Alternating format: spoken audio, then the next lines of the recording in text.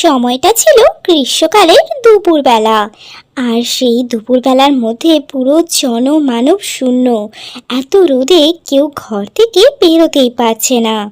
কিন্তু এমন এক সময় একটা পিঁপড়ের প্রচণ্ড জল পিপাসা পায়। একটু জল খাওয়ার জন্য সে এদিক ওদিক ঘোরাঘুরি করতে থাকে, যদি কোথাও একটু জল পাওয়া যায়। এইভাবেই সে খুঁজতে থাকলো। তারপরে সে একটি নদীর কাছে এসে পৌঁছালো। আর নদীতে জল দেখে তার মনে খুশির আনন্দে ভরে গেল। সে তখন মনে মনে বলল, এবার জল খুঁজে না পেলে আমি হয়তো মারাই যেতাম। যাক, এত কষ্ট করে জল অন্তত খুঁজে পেয়েছি, এবার নিশ্চিন্তে প্রাণ ভরে একটু জল খেয়ে নিই। তারপর সে জল খেতে শুরু করলো। কিন্তু ঘটে গেল এক মহা বিপদ।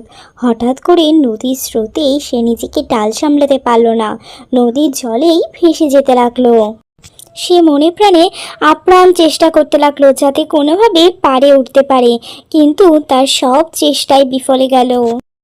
এদিকে নদীর পাড়ে একটা গাছের ডালে একটা পায়রা বসে এই সমস্ত ঘটনাটা দেখছিল।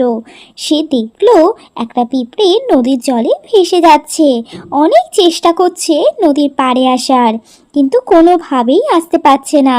সে ভাবলো তাকে যদি এই মুহূর্তে কোনোভাবে না বাঁচানো যায় তাহলে সঙ্গে সঙ্গেই সে মারা যাবে। তারপর পায়রাটি গাছের একটি পাতা ছিঁড়ে জলের মধ্যে ফেলে দেয়, আর পিঁপড়েটি সেই পাতার উপর ভর করে পাড়ে চলে আসে।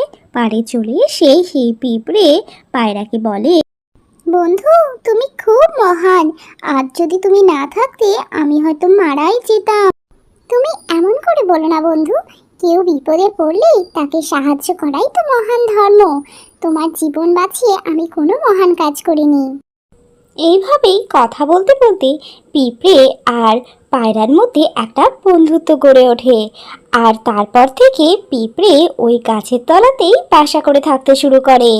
এরপর বেশ কিছুদিন চলে যায়।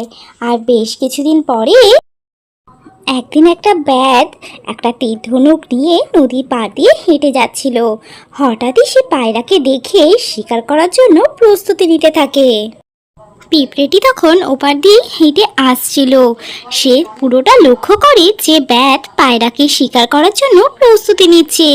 সে সঙ্গে সঙ্গে তাড়াতাড়ি করে এসে ব্যাধের পায়ে একটা কামড় বসিয়ে দেয়, আর সঙ্গে সঙ্গে ব্যাধের হাত থেকে সেই ধনুকটি পড়ে যায়।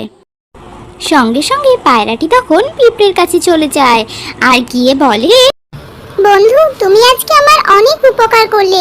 তুমি যদি আজকে না থাকতে আজকে হয়তো ব্যাধের হাতেই আমার প্রাণ যেত। এইভাবে আমাকে ধন্যবাদ দিও না। তুমি না একদিন আমাকে বলেছিলে যে প্রাণ বাঁচানো একটা মহান কর্মের মধ্যে পড়ে, তাই আমাকে ধন্যবাদ দিয়ে ছোট করো না। আর এখন তো আমরা খুব ভালো বন্ধু হয়ে আছি, তাই একে অপরের প্রাণ বাঁচানো আমাদের কর্তব্য। আমার ছোট্ট বন্ধুরা, তাহলে বুঝতে পারলে তো, কাউকে উপকার করলে তা কোনো দিনও বিফলে যায় না। আজকের গল্প এইটুকুই। তোমাদের গল্প যদি ভালো লেগে থাকে তাহলে অবশ্যই চ্যানেলটাকে সাবস্ক্রাইব করে দিও, আর তার সাথে লাইক, শেয়ার, কমেন্ট করো। টাটা।